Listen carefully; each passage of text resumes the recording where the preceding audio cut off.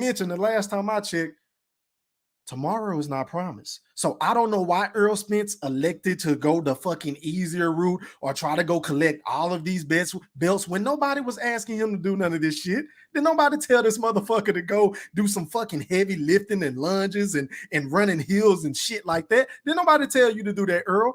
All we wanted to see was for you to accept the challenge of Terence Bud Crawford, because I was rocking with Earl. I was rocking with Earl when he was chasing Keith Thurman, when Keith Thurman had the belts, and when Keith Thurman had the fucking slick back ponytail. I was all for Earl getting a shot. But my man, I mean, I can't help but to keep it a buck. Something changed along the way because Earl talked a real good game. He wanted to be anti-Floyd. He didn't want to do what the people before him was doing. He was going to come in and shake shit up and show the welterweight division that he was the top guy and that he wanted to become undisputed, no matter who is in place to try to stave him from doing that, right?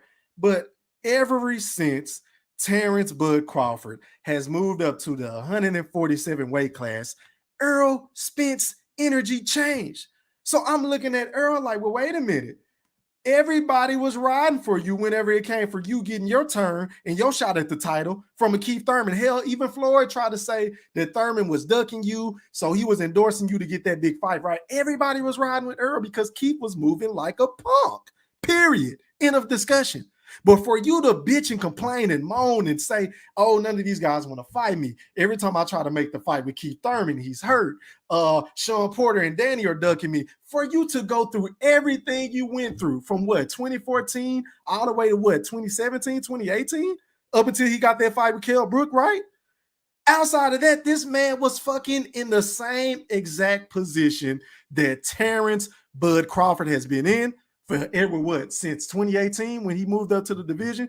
He was in that same position. So it's just so mind-boggling to me that Earl would turn around and pull a Keith Thurman with fucking Bud. But then now all of a sudden that Earl is on top with 2 straps. Keith Thurman wants a shot. Now Earl want to say, oh, well, I don't want to fight him because he's corny, or I don't want to fight him because he ain't me. But that's neither here nor there. Let's just stick to the topic, right? Terence Bud Crawford has been trying to make this fight year after year after year. And nobody is forgetting about the car accident. Nobody is forgetting about the eye injury.